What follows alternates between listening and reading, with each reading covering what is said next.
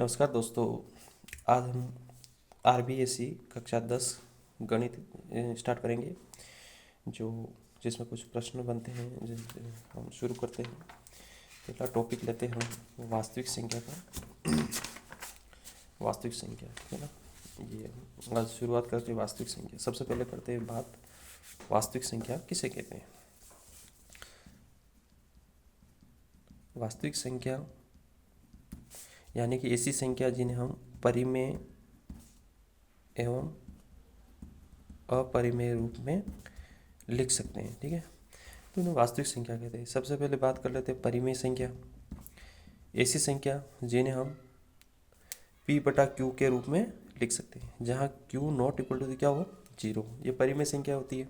जैसे 1/2 हो गई, 3/4 हो गई, है ना। यानी बटा वाली संख्या होगी जो इसमें आ जाती है। फिर आती है अपरिमेय संख्या। ऐसी संख्या जिन्हें हम p/q के रूप में नहीं लिख सकते हैं, ठीक है ना। और यहाँ पर भी q not equal to the 0 होना चाहिए। इसमें आ जाते हैं रूट वाली संख्या। जैसे एक तो पाई आ गया, एक √2, √3, √5, √7।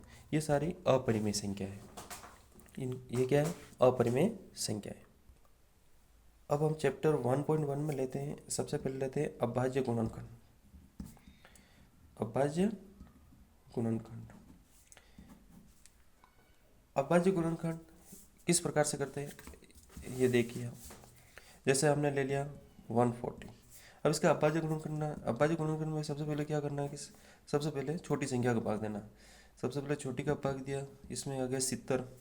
फिर और जब तक छोटी संख्या का भाग जाए तब तक उसी का देते रहो। फिर वापस उसी 2 का भाग दिया 35।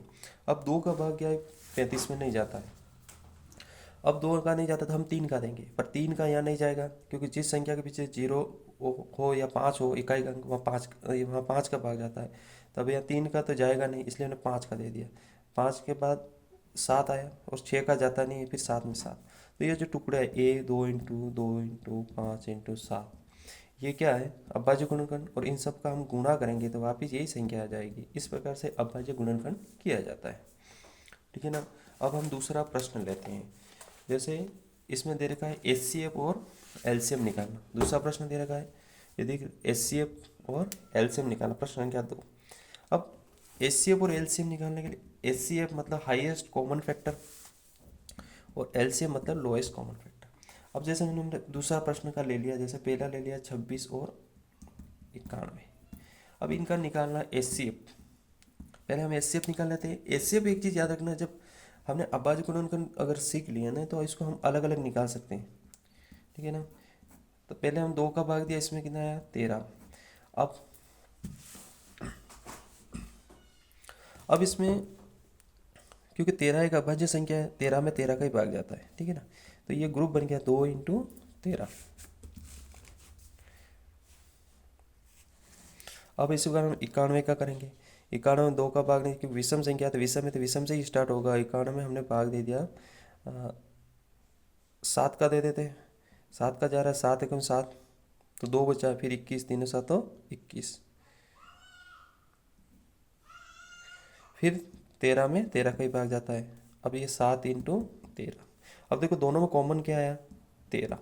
तो ये इसका बन गया HCF। क्या बन गया, HCF। अगर आपको इसी का LCM निकालना है तो LCM साथ में निकाल सकते हैं हम, ठीक है ना। 2 का भाग दिया 13, इसमें नहीं जा रहा है तो इसको ऐसे ही लिखा जाता है। अब 2 का भाग इसमें भी नहीं जा रहा है, इसमें नहीं जा रहा है, अब विषम संख्या होगी। अब देखिए फिर 2 से 4 का जाएगा नहीं, 5 का नहीं जाता है, 6 का नहीं जाएगा, 7 का जाएगा। 7 का इसमें नहीं जा रहा है, इसको लिख दो क्योंकि इसमें जा रहा है। तो कितना हो गया 13, ठीक है। फिर इसमें 7 के बाद दोनों संख्या सेम है तो 13 का ही जाएगा। अब 2 × 7 × 13, इन सब का मल्टीप्लाई लिख दो, तो यानी कि ये अपने इसका LCM आ जाएगा। इसका इससे करो 14 और 14 × 13 का कर दो। अब 2 × 7 14, 14 का 13 से किया तो कितना हो गया 182। तो ये आ गया LCM, ठीक है ना। तो ये HCF ऐसे निकालते हैं और LCM ऐसे निकालते हैं। यदि आप 10वीं की तैयारी कर रहे हो, बोर्ड एग्ज़ाम में अगर मैथ्स कर रहे हो, या अदरवाइज़ कोई भी कॉम्पिटिटिव एग्ज़ाम की भी तैयारी करो, तो उसमें भी LCM HCF ये भी पूछे जाते हैं। तो आप अगर इसी प्रकार से गणित पढ़ना चाहते हैं तो मेरे चैनल को सब्सक्राइब करें और शेयर ज़रूर करें। Thank you.